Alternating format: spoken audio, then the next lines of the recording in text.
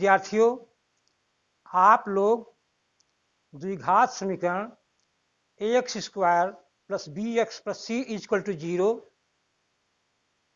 Is not equal to zero के मूलों और गुणांकों में क्या संबंध होता है यह सीख चुके हैं। मूलों का योगफल होता है माइनस बी अपान ए अर्थात माइनस यक्स का गुणांक बटे एक्स स्क्वायर का गुणांक, और मूलों का गुणनफल होता है सी अपान ए अर्थात अचर पद बटे एक्स स्क्वायर का गुणांक। आज मैं आप लोगों को बताऊंगा यदि मूल दिए हुए हैं तो दिए गए मूलों से द्विघात समीकरण को कैसे प्राप्त किया जा सकता है, द्विघात समीकरण कैसे बनाया जा सकता है, इस सूत्र का निगमन मैं आप लोगों को बताऊंगा। मान लीजिए द्विघात समीकरण के मूल अल्फा तथा बीटा हैं। यदि वे a x square plus B x plus C equal to zero के मूल हों तो समीकरण में एक्स स्क्वायर के गुणांक ए से भाग देने पर समीकरण का रूप हो जाएगा X square plus B upon A into X plus C upon A equal to zero. इसको हम लिख सकते हैं X square minus B upon A into X plus C upon A equal to zero. यहां पर माइनस बी अपान ए इसलिए कर दिया कि मूलों का योगफल माइनस बी अपान ए होता है। तो इस प्रकार से हम जानते हैं कि मूलों का योगफल अल्फा प्लस बीटा होगा माइनस बी अपान ए, और मूलों का गुणनफल होता है सी अपान ए।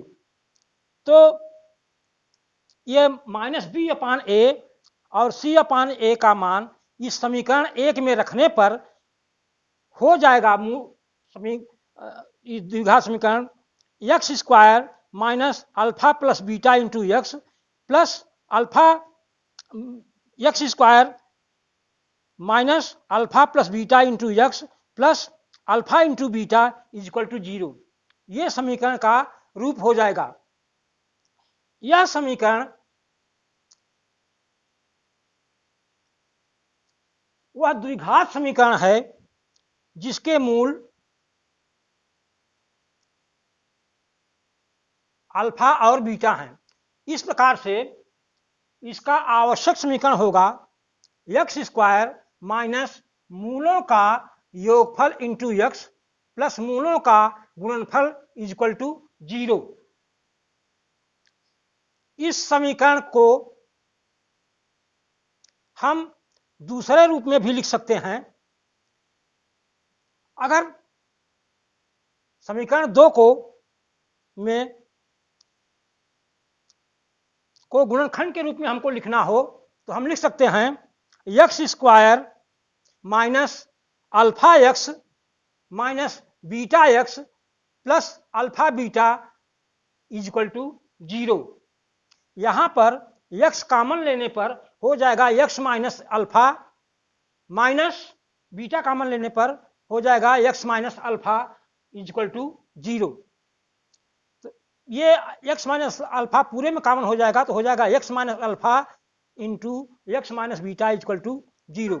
इस प्रकार से अगर मूल अल्फा और बीटा दिए हुए हैं तो एक्स में अल्फा घटा दिया गुणित एक्स में बीटा घटा दिया बराबर जीरो लिख दिया तो भी समीकरण हम प्राप्त कर सकते हैं।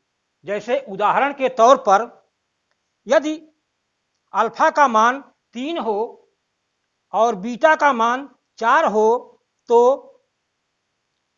द्विघात समीकरण होगा X minus 3 into X minus 4 is equal to zero.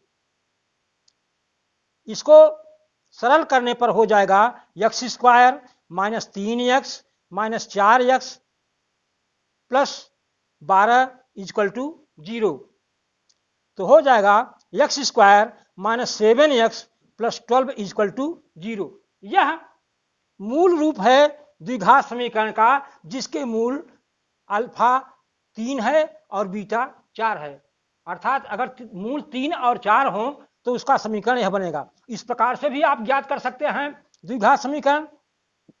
और यदि मूलों का योगफल -b/a है और मूलों का गुणनफल c/a है तो भी हम पहले मूलों का योगफल ज्ञात करेंगे और मूलों का गुणनफल ज्ञात करेंगे। उसके बाद इस द्विघात समीकरण में x² माइनस मूलों का योगफल इंटू x प्लस मूलों का गुणनफल इक्वल टू 0 में मान प्रतिस्थापित करके हम द्विघात समीकरण को प्राप्त कर सकते हैं।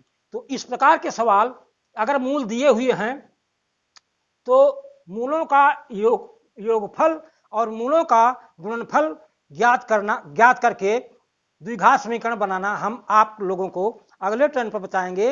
इसमें आप लोग सूत्र को याद रखिए, द्विघात समीकरण बराबर होता है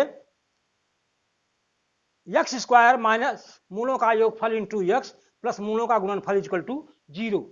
इस सूत्र में मान प्रतिस्थापित करके हम मूलों का और द्विघात समीकरण को प्राप्त कर सकते हैं। धन्यवाद।